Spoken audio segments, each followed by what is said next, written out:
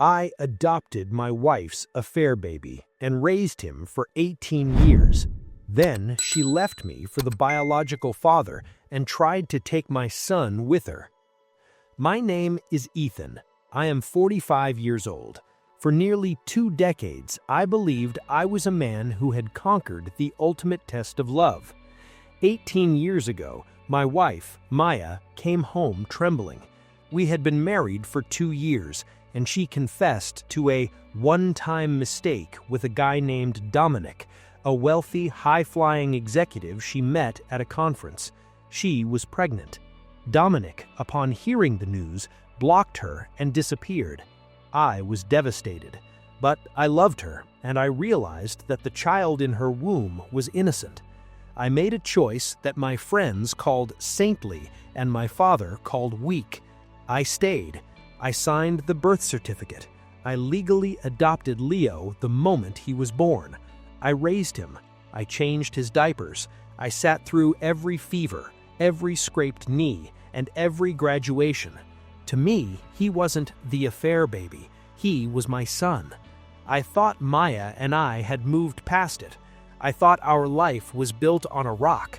I didn't know that for 18 years, Maya had been keeping a flame alive for the man who abandoned her. And I didn't know that on Leo's 18th birthday, the man who wanted nothing to do with a baby would come back for the finished product. It started 6 months ago. Maya began acting distant.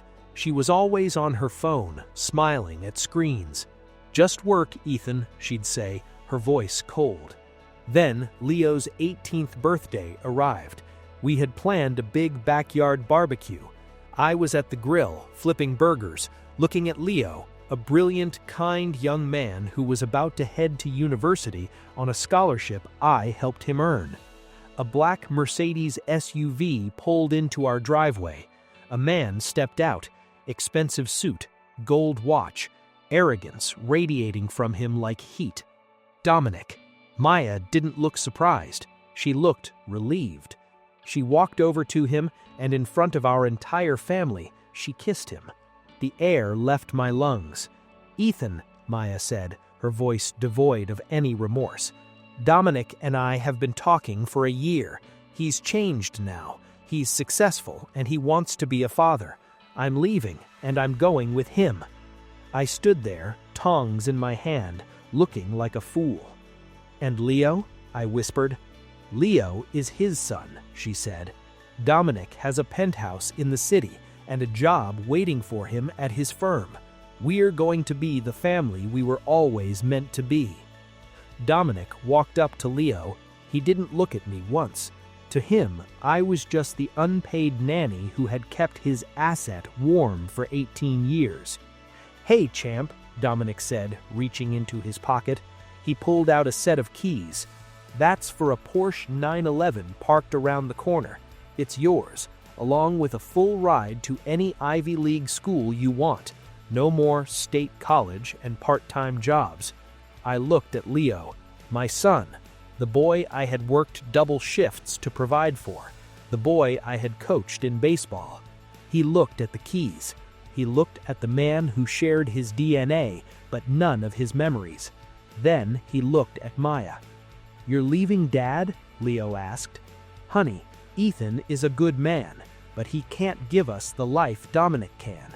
We've been living in a small-town bubble. It's time to move up." They expected him to jump. Why wouldn't he? A Porsche, a penthouse, and a rich, cool dad versus a tired 45-year-old in a stained apron.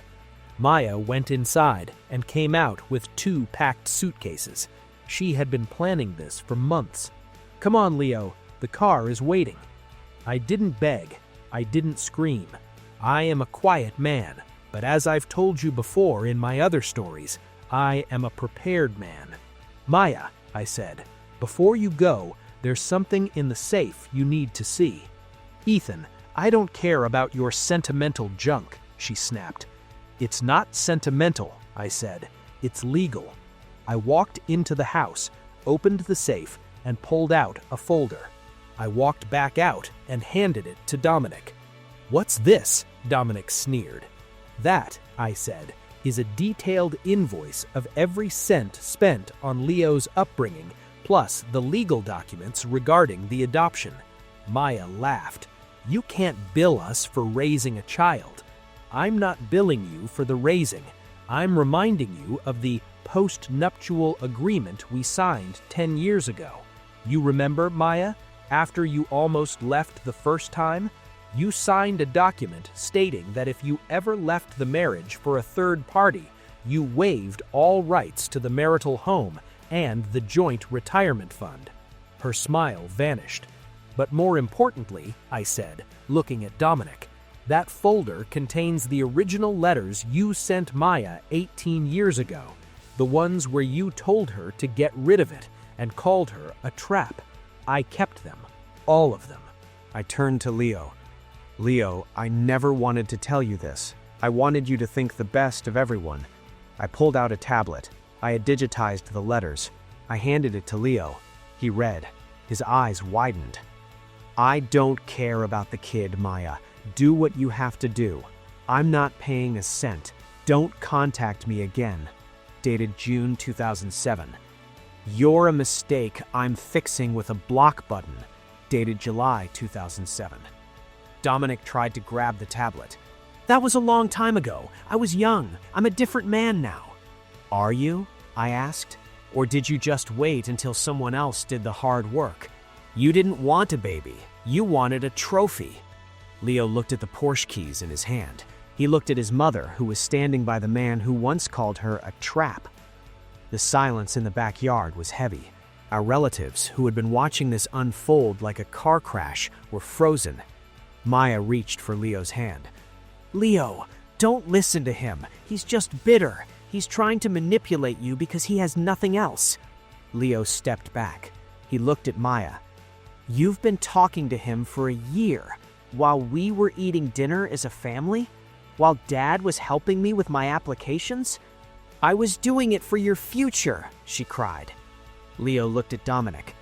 And you? You think you can buy 18 years with a car? Dominic shrugged, his mask of cool dad slipping into impatient billionaire. It's a nice car, kid. Better than anything this guy will ever buy you. Don't be emotional. Be smart. Leo walked over to the grill. He took the Porsche keys and dropped them onto the hot coals. I'm already smart, Leo said. Dad taught me how to be. Leo walked over to me and stood by my side. Get off our property, Leo said to Maya and Dominic. Leo, you're making a mistake, Maya screamed. You'll be stuck in this boring life forever. If being stuck means being with a man who actually wanted me, then I'm exactly where I need to be. Dominic realized he wasn't going to get his trophy. He looked at Maya, and for the first time, I saw the old Dominic return, the one who viewed her as an inconvenience. Well, Dominic said, adjusting his suit, I'm not staying for this drama. Maya, you coming or not? Maya looked at me. She looked at her son, who wouldn't even meet his eyes. She chose the money.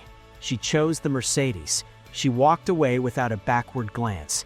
The car sped off, leaving a cloud of dust and the smell of expensive exhaust. The party didn't continue. People went home in hushed tones. Leo and I sat on the back porch for a long time. I knew, Dad, Leo said suddenly. I looked at him shocked. What?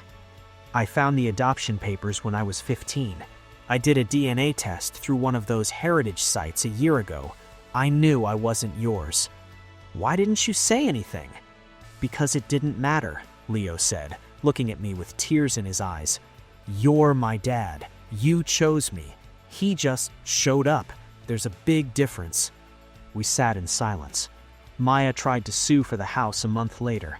My lawyer, the same one who wrote the ironclad postnup, destroyed her in court.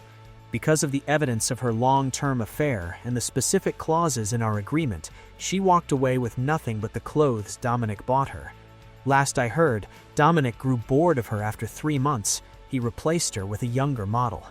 Maya is now working at a diner in the city, trying to pay off the debts she accumulated trying to keep up with Dominic's lifestyle. She sends messages to Leo every day. I miss you. I did it for us. Leo doesn't answer. Last week, I watched Leo pack his car for university. It wasn't a Porsche, it was my old Ford truck. As he drove away, he leaned out the window and yelled, "Love you, Dad!" I realized then that Maya was right about one thing. Our life was a bubble, but it was a bubble of truth, loyalty, and a love that survived the fire. And that's a legacy that no amount of money can ever buy.